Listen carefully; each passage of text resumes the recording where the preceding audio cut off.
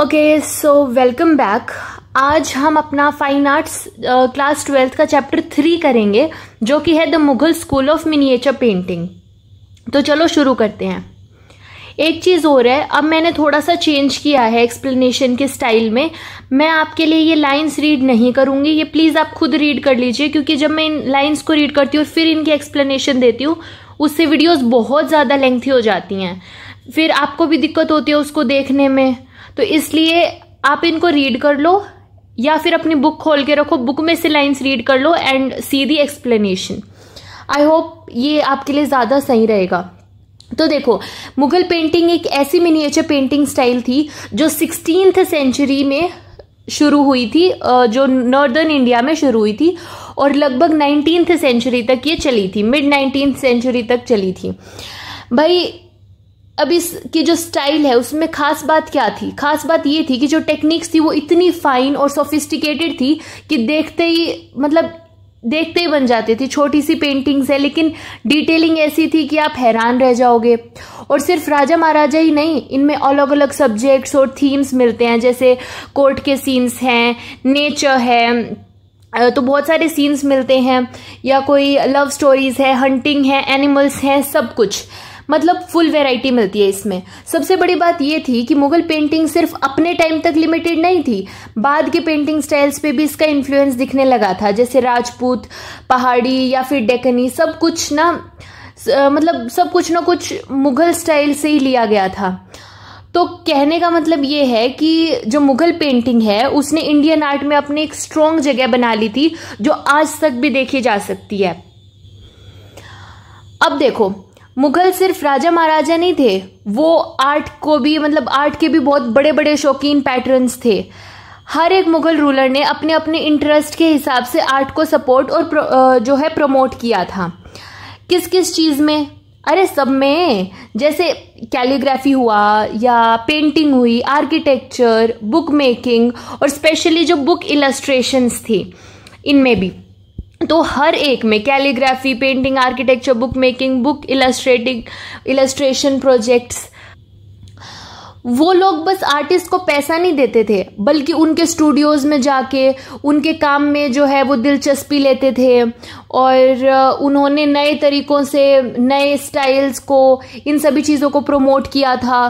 और इस इंडिया का जो पूरा आर्ट सीन है वो लेवल अप हो गया था इसी वजह से, है ना।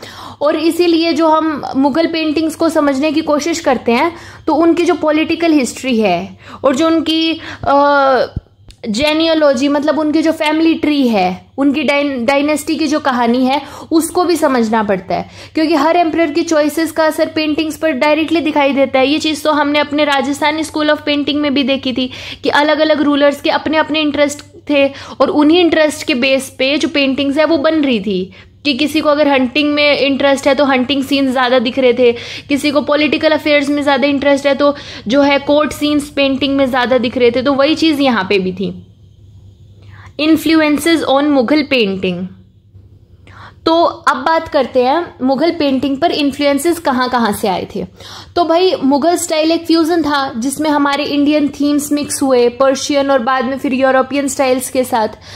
तो ये एक ऐसा टाइम था जब पेंटिंग एक ग्लोबल लुक ले रही थी, मतलब उसमें लेकिन ना इंडियन फ्लेवर भी फुली अलाइव था। इस्लामिक डिटेलिंग थी, हिंदू सिंबोलिज्म था और जो यूरोपियन शेडिंग है और रियलिज्म है, ये सब कुछ भी आ गया था। और अब मुगल पेंटिंग अपने पीक पर थी, तब उसने सब कुछ मिला के एक super sophisticated visual style create किया था जो कि एकदम क्लासी और रिच था। तो इस टाइम पे जो आर्ट वर्क्स बने थे उनकी रिचनेस ने इंडिया को ईरान के ट्रेडिशनल पेंटिंग स्टाइल को भी पीछे छोड़ दिया था, ठीक है। तो इस टाइम पे मतलब ये जो आर्ट थे इनकी ये इतने हाई लेवल का काम बन रहे थे कि वो नॉर्मल पेंटिंग नहीं थी, वो एक अलग ही लीक आर्ट लग रहा था कि भाई बेस्ट पेंटिंग उस टाइम की ये लगती थी। और ये सब कुछ पॉसिबल किस वजह से हुआ था?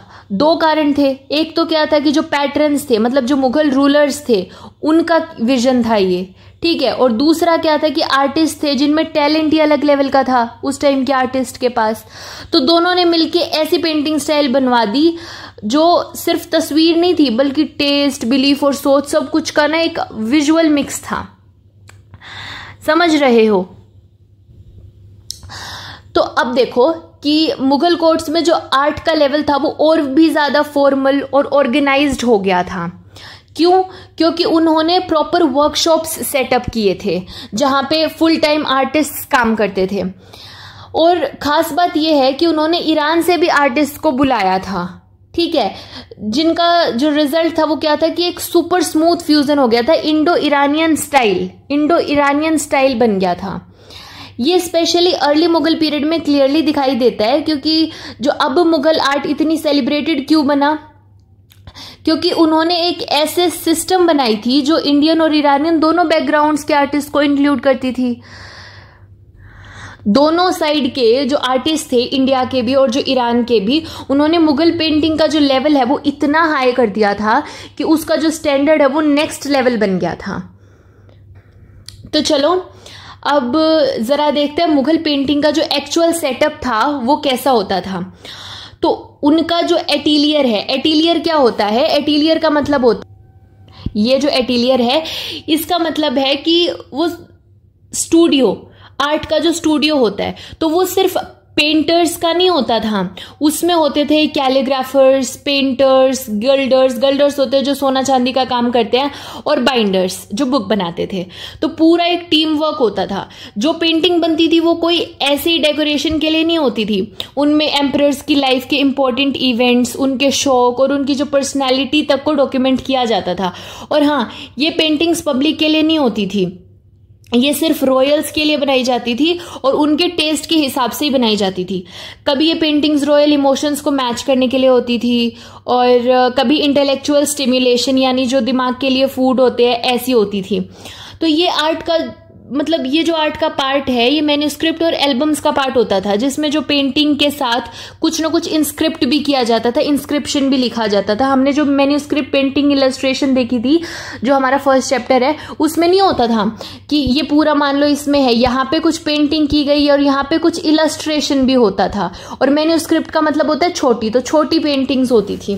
तो यहाँ पे भी मिनिएचर पेंटिंग्स और कुछ मैन्यूस्क्रिप्ट्स भी बनाई जा रही थी।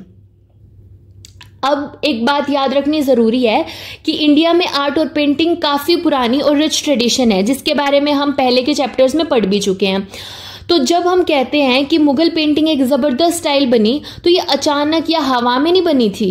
ये स्टाइल डेवलप हुई थी बहुत सारे स्कूल्स के इंटरेक्शन से, जैसे प्री मुगल इंडियन स्टाइल्स और उस समय के जो पर्शियन और इंडियन आर्ट ट्रेडिशंस थे।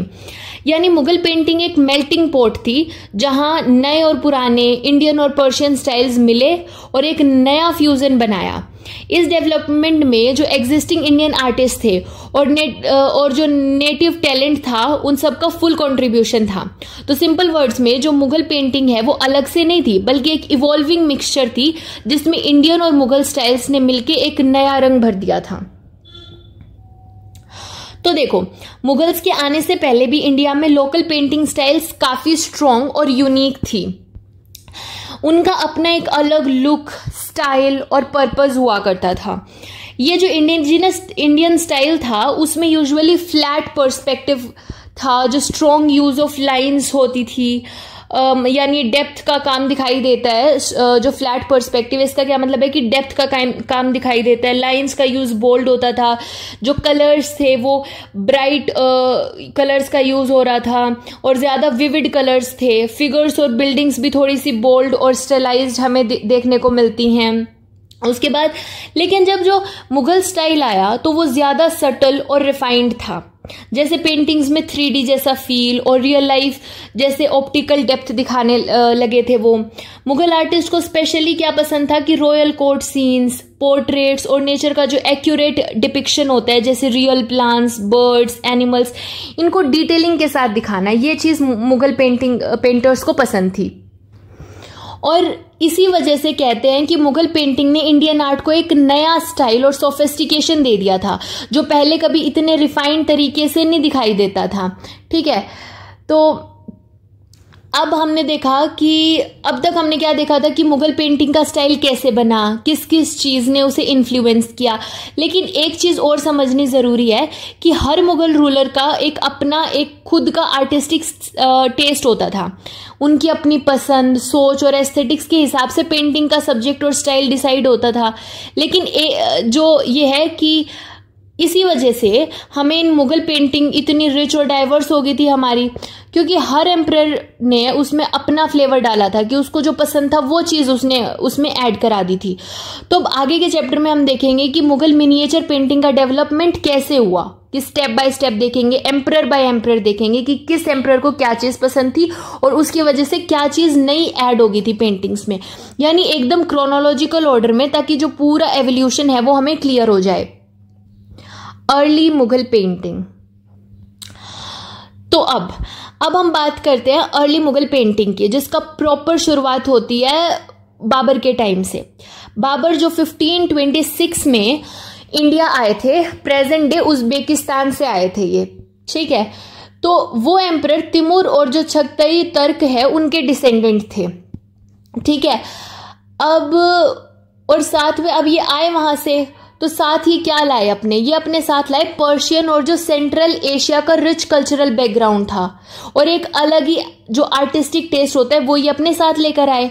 बाबर का जो वो है कि आर्ट का बहुत शौक था इनका, और जो आर्ट का शौक था इन्हें, मतलब बहुत अच्छे, ये इनका जो शौक है ना वो बहुत अच्छा था आर्ट का। आप इस तरीके से समझो, वो मैन ऑफ लेटर्स थे। मैन ऑफ लेटर्स मतलब इन्हें लिटरेचर का बहुत शौक था, ठीक है। मतलब इन्हें लिखने का भी बड़ा शौक था, और आर्ट, पेंटिंग, गार्डनिंग और जो आर्किटेक्चर है इन सब में इनका बहुत इंटरेस्ट था। उनकी जो ऑटोबायोग्राफी है जो कि बाबरनामा है, उसमें भी इन्होंने, उससे हमें पता चलता है कि उन्हें इंडिया की जो ज़मीन है, जो पेड़ पौधे हैं, प्रकृति है, उससे बहुत प्यार था। ये एक आउटसाइडर होने के बावजूद भी इन्हें इतना लगाव था इंडिया से, ये हमें बाबरनामा से पता चलती है। और एक इम्पॉर्टेंट ट्रेडिशन जो बाबर ने शुरू किया था वो था मेमोयर्स का, मेमोयर्स लिखने का, यानी जो अपनी लाइफ को डिटेल में लिखने का, जो बाद के एम्परर्स ने भी कंटिन्यू किया था। उसके बाद रॉयल वर्कशॉप्स में जो बुक्स और एल्बम्स बनती थी उसमें सिर्फ कैलियोग्राफी नहीं की जाती थी, कैलियोग्राफी मतलब लिखा ही नहीं जाता था सिर्फ, बल्कि पेंटिंग्स भी होती थी। बाबर का ये जो बुक्स हैं ये रॉयल फैमिली के लोगों को दी जाती थी, या फिर किसी स्पेशल इंसान को गिफ्ट के तौर पे दे दी जाती थी, ठीक है। तो ये जो बुक्स और एल्बम्स रॉयल एटेलर्स में थी, ये सिर्फ कैलियोग्राफी नहीं की जाती थी, पेंट भी की जाती थी, और नॉर्मल लोगों के लिए ये नहीं होती थी, गिफ्ट वगैरह देने के लिए या फिर रॉयल लोगों के लिए ही ये होती थी। बाबर का जो पोर्ट्रेचर है, बाबर को मतलब पोर्ट्रेचर का बहुत कीन इंटरेस्ट था, और उसने अपने मेमोयर्स में कुछ आर्टिस्ट्स का जिक्र भी किया है। जैसे एक नाम है बिहजाद। तो बिहजाद एक फेमस आर्टिस्ट थे हेरत से, एक पर्शियन स्कूल से। उसका नाम बहुत फाइन होता, उसका जो काम था वो बहुत फाइन होता था, लेकिन बाबर को उसके फेसेस पसंद नहीं आते थे, क्योंकि वो डबल चिन होती है उसको थोड़ा ज्यादा लंबा बना देते थे, लेकिन बियर्डेड फेसेस वो बहुत अच्छे से बनाते थे। एक और आर्टिस्ट का नाम आता है जो कि है शाह मुजफ्फर। शाह मुजफ्फर का क्या है कि इनको बाबर ने बहुत प्रेज किया है हेयर स्टाइल ड्राइंग के लिए। हाँ, बाबर ने इंडिया में ज्यादा समय नहीं बिताया था, लेकिन उसके जो सक्सेसर्स हैं उन्होंने इंडिया को अपना घर बना लिया था, और यहाँ के जो आर्ट, कल्चर और पेंटिंग को अपना एक इंटीग्रल पार्ट बना लिया था। अब ये एक फेमस पेंटिंग है इसी पीरियड की, princess of the house of Timur, ठीक है। ये 1545 से 1550 के बीच में बनाई गई थी अब्दुस समाद के द्वारा। अब याद क्या रखना है, एक तो हमें आर्टिस्ट का नाम याद रखना है, एक हमें पेंटिंग का नाम याद रखना है। पेंटिंग को देख के भी आपको नाम का पता होना चाहिए। तो ये जो आर्टिस्ट थे अब्दुस समाद, ये एक टॉप आर्टिस्ट हुआ करते थे। तो ये पेंटिंग अब ब्रिटिश म्यूजियम लंदन में रखी है, जो हमें ज्यादा याद रखने की जरूरत नहीं है। इसमें तिमूर का जो पूरा वंशज था, यानी फैमिली के जो प्रिंसेस थे वो दिखाए गए हैं, और ये वाली पेंटिंग हम आगे भी समझेंगे कि इसमें क्या क्या चीजें हैं। पर इसमें एकदम जो फॉर्मल स्टाइल है, रिच कॉस्ट्यूम्स, डिटेल्ड फेसेस है, और जो ओवरऑल कॉम्पोजिशन भी है वो भी मुगल पर्शियन फ्यूजन का परफेक्ट एग्जाम्पल लगता है। तो ये पेंटिंग अर्ली मुगल टाइम जो था उसका एक सॉलिड प्रूफ है, जिसमें जो रॉयल लीनिएज है, पावर है और ग्रेस है उसको अच्छे से शो किया गया है। बाकी डेप्थ में हम इसको आगे देखेंगे। तो बाबर के बाद 1530 में गद्दी संभालते हैं उनके बेटे हुमायूं। लेकिन बेचारे की जो पॉलिटिकल जर्नी है वो इतनी स्मूथ नहीं थी। उससे शेरशाह सूरी ने उसे हरा दिया था और वो एग्जाइल में चले गए थे। लेकिन जहां पॉलिटिक्स ने धोखा दिया वहीं से आर्ट का सीन बदल गया। कैसे बदल गया कि हुमायूं ने अपने एग्जाइल के टाइम पे पर्शिया के रूलर शाह तहमस्प के कोर्ट में बिठाया था, मतलब उन्होंने अपना टाइम बिताया और वहां उसने जो देखा कि मतलब उसकी सोच बदल दी बिल्कुल। उसने मिनिएचर पेंटिंग और मैन्यूस्क्रिप्ट आर्ट वहां इतना स्ट्रांग था कि ह्यूमन लिटरली इंस्पायर्ड हो गए थे। मतलब कोई भी ह्यूमन देखे उसको, कोई भी देखो, मैं इसको ह्यूमन इसलिए बोल रही हूँ क्योंकि हुमायूं से आप रिलेट कर सकते हो कि उसको ह्यूमन कोई भी देखे तो वो एकदम शॉक हो जाए। तो हुमायूं ने जब इसको देखा तो वो बिल्कुल इंस्पायर हो चुके थे इस चीज से। उसने देखा कि कैसे पर्शियन आर्टिस्ट शाह तहमस्प के लिए मास्टरपीसेस क्रिएट करते थे, एकदम फाइन, डिटेल्ड और रॉयल। तो 1545 में शाह तहमस्प की हेल्प से ही हुमायूं ने काबुल में अपना कोर्ट दोबारा इस्टेब्लिश कर लिया। और अब उसकी सोच सिर्फ पॉलिटिकल नहीं थी, उसका मिशन था एक कल्चरल एम्पायर बनाना जहां आर्ट भी पावर का पार्ट हो। तो जब हुमायूं ने इंडिया में वापसी करी तो वो सिर्फ गद्दी नहीं ली थी, उन्होंने आर्टिस्ट भी अपने साथ लेकर आया था। उसने 2 पर्शियन मास्टर आर्टिस्ट को इंडिया में बुलाया जो कि थे मिर सैयद अली और अब्द उस समाद वही है जो अभी अभी हमने देखा भी था। तो इन दोनों को कोर्ट में लाने के बाद एक आर्ट स्टूडियो बनाने को कहा जहां रॉयल पेंटिंग्स बनाई जाएं। और हाँ, दोनों आर्टिस्ट के पास पोर्ट्रेट पेंटिंग का जबरदस्त स्किल था और वजह यही थी कि उनकी वैल्यू हुमायूं के लिए अलग ही लेवल पर थी। ठीक है, फिर ये एक पेंटिंग है तूतीनामा जो है the girl and the parrot. ये बहुत एक फेमस मुगल की मिनिएचर पेंटिंग है जो अकबर के टाइम पे बनी थी। तूतीनामा का मतलब होता है तोते की कहानियां। तो ये 52 शॉर्ट कहानियों का कलेक्शन है जहां एक तोते ने एक लड़की को हर रात मोरल स्टोरी सुनाकर उससे उसके लवर से मिलने से रोका था। ये पेंटिंग बस एक सिंपल कहानी नहीं दिखाती बल्कि अकबर के समय के आर्ट, लिटरेचर और मोरल वैल्यूज को भी रिफ्लेक्ट करती है। इसमें हमें पर्शियन और इंडियन आर्ट का परफेक्ट ब्लेंड दिखता है, जैसे कि ब्राइट कलर्स, सॉफ्ट चेहरे और बहुत फाइन डिटेलिंग। अकबर चाहते थे कि उनके आर्टिस्ट हर थीम पर काम करें, चाहे वो डेली लाइफ हो या कहानियां हो या रिलीजियस सीन्स। इसी विजन के अंडर ये पेंटिंग बनाई गई थी। तो अब हम बात करते हैं हुमायूं के टाइम की, जो खुद एक बड़ा ही क्लासी और आर्ट लवर बिब्लियोफाइल था। बिब्लियोफाइल मतलब होता है जो बुक्स और आर्ट का दीवाना हो। ठीक है, तो जब हुमायूं का रूल स्टार्ट हुआ तब से ही पेंटिंग और कैलीग्राफी को फुल ऑन रॉयल सपोर्ट मिलना शुरू हो गया था। उसके टाइम के कुछ विजुअल और रिटन डॉक्यूमेंट्स हमें क्लियरली दिखते हैं कि उसने आर्ट और पेंटिंग का एक रिच कलेक्शन बनाने का मिशन स्टार्ट किया था। हुमायूं ने एक स्पेशल निगार खाना बनवाया था। निगार खाना मतलब जो निगार खाना था कि एक पेंटिंग वर्कशॉप जो उसकी लाइब्रेरी का ही पार्ट था। आप सोच के देखो कि कितना शौकीन होगा वो, लाइब्रेरी और पेंटिंग स्टूडियो दोनों एक साथ। अब एग्जैक्ट तो नहीं पता लेकिन उसके जो इंडिया वाले वर्कशॉप में कितने लोग काम करते थे, लेकिन उसका साइज क्या था। लेकिन एक चीज कंफर्म है कि हुमायूं ने हमजा नामा नाम का एक ग्रैंड पेंटिंग प्रोजेक्ट स्टार्ट करवाया था जिसको लेटर अकबर ने कंटिन्यू भी किया था। ठीक है, हमजा नामा नाम का था। ये सब बताते हैं कि हुमायूं सिर्फ एक एम्परर नहीं बल्कि आर्ट का असली दीवाना, एक कैनोइसर था। अब एक बहुत ही एक्स्ट्राऑर्डिनरी मुगल पेंटिंग की बात करते हैं जो कि है princess of the house of Timur, जो कि हम पीछे देख भी रहे थे और मैंने कहा था कि इसको हम डेप्थ में बाद में देखेंगे। तो आप उस पेंटिंग को एक बार खोल लो अपनी बुक में। ये most probably Safavid artist Abdus Samad ने बनाई थी और ये पेंटिंग ओपेक वाटर कलर से बनाई गई थी कॉटन पर। ठीक है, और जब इसे देखते हैं तो इसका साइज, स्ट्रक्चर और डिटेल पोर्ट्रेट्स देख के लिटरली हैरान रह जाते हैं। ये पेंटिंग मुगल इंपीरियल फैमिली के लिए एक प्राइसलेस ट्रेजर है। इसमें स्पेशल बात यह है कि जो पोर्ट्रेट्स हैं वो बार बार पेंट किए गए हैं, मतलब ओरिजिनल पेंटिंग के ऊपर ही नए राजाओं के पोर्ट्रेट्स दोबारा बना दिए जाते थे। इसी वजह से इसमें हुमायूं के टाइम वाले जो पोर्ट्रेट्स हैं उसके ऊपर अकबर, जहांगीर और शाहजहां के रियल फेस लाइक पोर्ट्रेट्स भी दिखते हैं, जैसे एक पेंटिंग में मुगल हिस्ट्री लाइव हो गई हो। ठीक है, इस पेंटिंग में एक खुला हुआ आउटडोर सीन है जिसमें ट्रीज, ब्लॉसम्स और रॉयल सेलिब्रेशन दिखाया गया है। इसमें मुगल डायनेस्टी के जो एंसेस्टर्स हैं उनको दिखाया गया है जो हुमायूं के बाद आए थे। वैसे ही हुमायूं ही मतलब उसको पर्शियन स्टाइल आर्ट का मेन सपोर्टर था। इस पेंटिंग का जो फॉर्मेट है, थीम है, कैरेक्टर और जो कलर है, सब कुछ बहुत ज्यादा पर्शियन लगता है।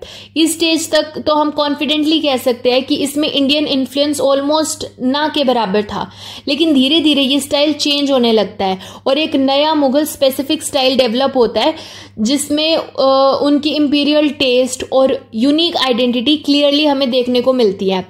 ठीक है, अब पेंटिंग का क्रेज जो हुमायूं ने स्टार्ट किया था उसको उसके बेटे अकबर ने फुल ऑन कंटिन्यू किया। अकबर, जिनका टाइम पीरियड था 1556 से 1605, उनके कोर्ट हिस्टोरियन अबुल फजल लिखते हैं कि अकबर को आर्ट का बहुत ज्यादा क्रेज था। उसके रॉयल आर्ट स्टूडियो जो कि एटिलियर था उसमें 100 से ज्यादा आर्टिस्ट काम करते थे और ये सिर्फ इंडियन नहीं बट पर्शियन और ईरानियन दोनों मिलके पेंटिंग्स बनाते थे। जब पर्शियन और इंडियन आर्टिस्ट ने मिलकर काम किया तो एक नई unique Indo Persian painting style develop हुई जो दोनों ट्रेडिशंस का बेस्ट मिक्स थी। इन लोगों ने बड़े बड़े जो आर्टिस्टिक प्रोजेक्ट्स किए थे जिससे ना सिर्फ आर्ट का स्टाइल बल्कि थीम्स और स्टोरी टेलिंग भी नेक्स्ट लेवल हो गई थी। अकबर के बारे में ये बात कही जाती है कि शायद उससे डिसलेक्सिया यानी उससे रीडिंग में दिक्कत होती थी, इसलिए उसने इलस्ट्रेटेड बुक्स पे ज्यादा फोकस किया जिससे विजुअल्स की हेल्प से वो समझ सके। अकबर के समय में बहुत सारे इंपॉर्टेंट मैन्युस्क्रिप्ट्स को ट्रांसलेट और इलस्ट्रेट किया गया था और ये सब उसके पैटर्नेज में ही हुआ था। फिर हमारे पास ये एक पेंटिंग है, ये पेंटिंग बाबरनामा से ली गई है जिसमें बाबर को ग्वालियर के फोर्ट का इंस्पेक्शन करते हुए दिखाया गया है। सीन में बाबर एक ऊंची जगह से ग्वालियर का किला देख रहे हैं जैसे वो उसकी स्ट्रेटेजी या सिक्योरिटी चेक कर रहे हो। इस पेंटिंग में बाबर का रॉयल पोस्चर, सोल्जर्स और बैकग्राउंड आर्किटेक्चर को बहुत डिटेल्ड और रियलिस्टिक स्टाइल में दिखाया गया जो मुगल पेंटिंग की एक खासियत थी। तो इस इलस्ट्रेशन को जो भूरे नाम के आर्टिस्ट ने बनाया है, आर्टिस्ट का नाम याद रखना जो मैं हमेशा कहती हूँ, तो भूरे नाम के आर्टिस्ट ने बनाया जो 16th सेंचुरी के मुगल एटिलियर का एक टैलेंटेड आर्टिस्ट था। बाबरनामा बाबर की अपनी ऑटोबायोग्राफी है जिसे उसके बाद के मुगल रूलर्स ने इलस्ट्रेट करवाया था, स्पेशली अकबर के टाइम पे। तो ये पेंटिंग उसी इलस्ट्रेटेड बाबरनामा का एक हिस्सा है। अब अकबर ने अपने जो फादर थे हुमायूं, उनका एक इम्पोर्टेंट आर्ट प्रोजेक्ट था हमजा नामा जो हमने पहले देखा भी था, तो उसको इन्होंने कंटिन्यू करवाया। ये एक इलस्ट्रेटेड मतलब पेंटिंग्स वाली कहानी थी जो हमजा के हीरोइक डीड्स की थी। मतलब हीरोइक डीड्स बताती है, जैसे हमजा प्रॉफिट मोहम्मद के अंकल थे, जो प्रॉफिट मोहम्मद है उनके अंकल थे हमजा। उन कहानियों को प्रोफेशनल नरेटर जोर से पढ़ के सुनाते थे। तो साथ ही नरेटर हमजा नामा की पेंटेड फोलियोज हैं, यानी जो पेजेस थे उनके ऊपर पेंटिंग बनी होती थी उनको फोलियोज कहते थे, तो उनको दिखाया जाता है ताकि ऑडियंस क्लियरली देख सके और सुन भी सके। तो मतलब क्या है कि सुन भी रहे थे, देख भी रहे थे, एकदम विजुअल स्टोरी टेलिंग एक्सपीरियंस हो गया था। तो अकबर को पिक्टोरियल नरेटिव कहानी पिक्चर्स के जरिए और रेसिटेशन सुनाना दोनों में बहुत इंटरेस्ट आता था। तो इसी वजह से पेंटिंग्स का फॉर्मेट काफी जो है वो बड़ा हो गया था। बेस सरफेस कपड़ा होता था जिसके पीछे पेपर चिपका होता था जिसमें टेक्स्ट लिखा होता था जो नरेटर को हेल्प करता था। तो जो पेंटिंग टेक्निक यूज होती थी उसका नाम था गोच एक वाटर बेस्ड और ओपेक, देखो गोच जो है ये रहा, तो गोच जो है ये एक वाटर बेस्ड और ओपेक मतलब जो नहीं दिखती, ऐसी कलर टेक्निक थी। ठीक है, फिर हमारे पास ये एक पेंटिंग है, तो ये पेंटिंग हमजा नामा सीरीज की ही है, तो उसी का एक इम्पोर्टेंट सीन है। हमजा नामा क्या था कि एक जो हीरोइक कहानियों का कलेक्शन था, प्रॉफिट मोहम्मद के अंकल जो आमिर हमजा थे उनके एडवेंचर्स पर बेस्ड था। तो इस पेंटिंग में हम देखते हैं कि जो हमजा है उनके जो जासूस हैं वो सिटी ऑफ कैमर पर अटैक कर रहे हैं। ये सीन पूरा एक्शन से भरा हुआ है, जहां सोल्जर्स, बिल्डिंग्स और बैटल सीन्स का ड्रामेटिक स्टाइल में दिखाया गया है। ठीक है, ये पेंटिंग अकबर के ज़माने में बनाई गई थी, और जब वो हमजा नामा प्रोजेक्ट को लीड कर रहे थे, पेंटिंग्स बहुत लार्ज साइज की होती थी, क्योंकि ये सुनाई जाने वाली कहानियों को कोई तो दिखाती थी ना। तो एक नरेटर स्टोरी पढ़ता था और पेंटिंग सामने रखी जाती थी ऑडियंस के लिए कि वो देख भी सके इसको, जैसे अभी आप सुन रहे हो मेरी जो मैं नरेट कर रही हूँ, और फिर आप इसको देख भी रहे हो साथ में। तो ये जो पेंटिंग है ये ओपेक वाटर बेस्ड कलर से बनी थी, और कपड़े के ऊपर पेपर लगा के बनाई जाती थी। कलर्स ब्राइट और वाइब्रेंट थे, टिपिकल जो पर्शियन प्लस इंडियन फ्यूजन है उसी स्टाइल में। तो आज के लिए हम इतना ही रखते हैं, आगे का हम अपनी नेक्स्ट वीडियो में समझेंगे।